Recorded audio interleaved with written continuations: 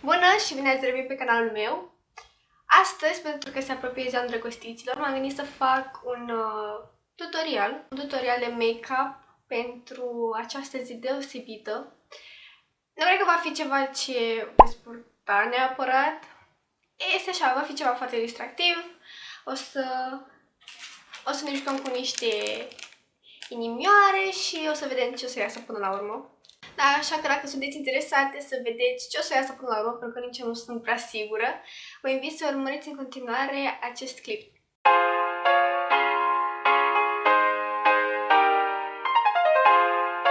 O să încep mai întâi prin a folosi o bază de machiaj.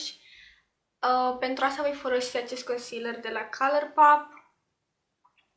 Nu prea îmi place să-l folosesc drept concealer. Mi se pare că mă îmbătrânește zona de sub ochi cât de cât, așa că încerc să-i găsesc alte utilizări.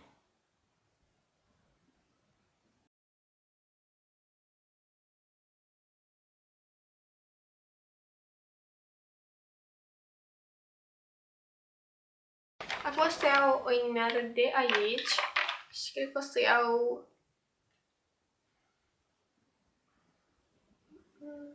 Cred că o să iau una cam de mărimea asta, pentru că am o mărime mică, medie și mai mare și eu o să iau o mărime medie. Cred că o să o pun...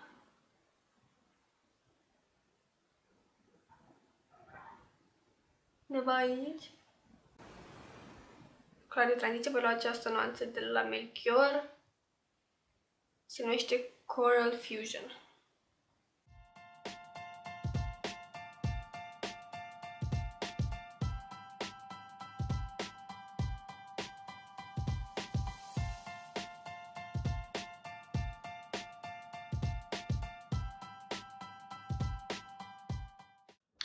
Acum o să iau pensulul și din nou un corector și o să fac aici un fel de cut crease.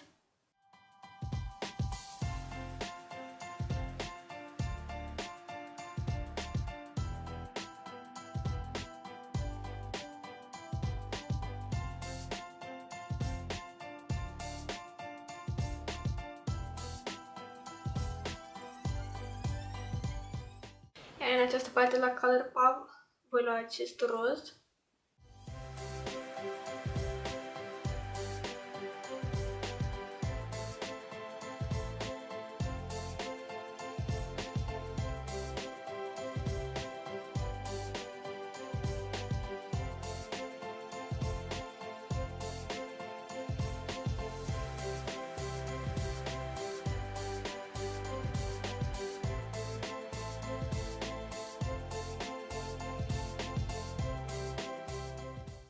Iar în conțul intern o să vin cu niște sclipici și vin cu acest sclipici de la NYX.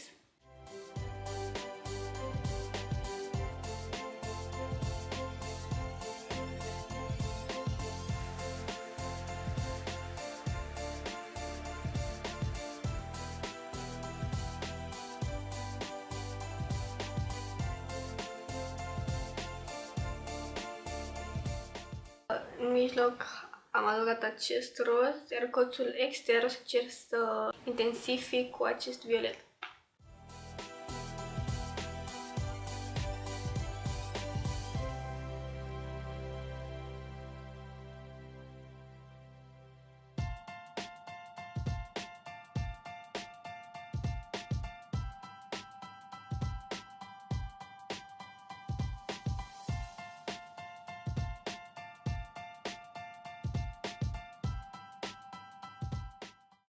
Bun, am reușit să termin ambii ochi, iar acum o să continui să-mi fac restul feței și vom reveni cu detaliile după ce restul va fi gata.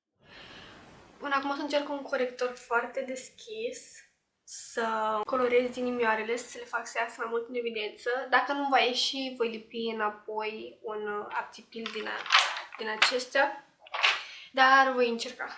Să iau de fapt o pensulă pentru eyeliner, care este mai subțire.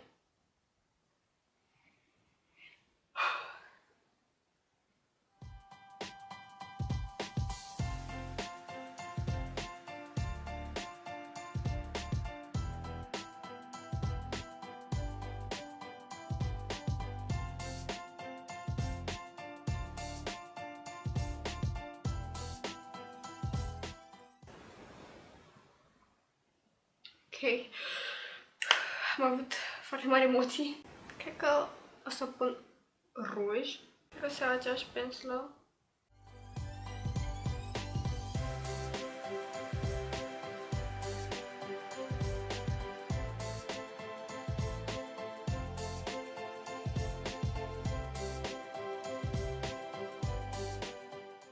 Acum voi încerca să fac ce am încercat și mai devreme. Voi lua acest violet mai închis și voi încerca să adaug niște umbre.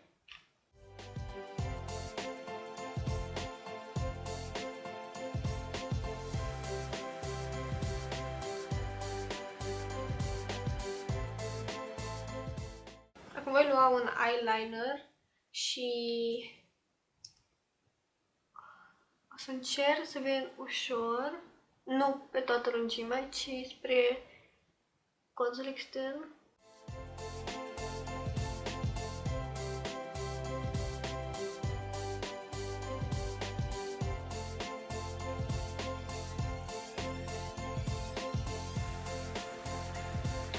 Iar acum pe această urmă o să vin din nou cu acel violet închis.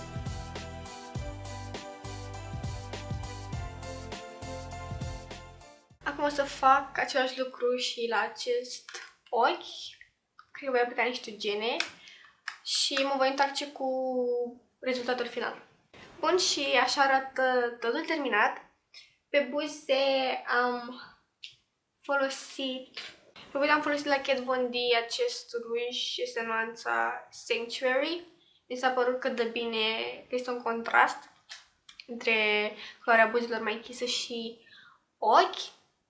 Sper că v-a plăcut ceea ce am încercat eu să fac în clipul de astăzi. Chiar m-am distrat, a fost foarte distractiv, pur și simplu să fac un machiaj care să nu fie neapărat de ieși pe stradă. A fost așa... Nu am fost atât de îngrijorată să arate totul neapărat prezentabil. Sper că vi s-a părut interesat. Dacă v-a plăcut acest clip, vă rog frumos să vă abonați la canalul meu și să apăsați butonul de like. Iar eu vă aștept cu foarte, foarte mare drag în clipul viitor. Vă pup!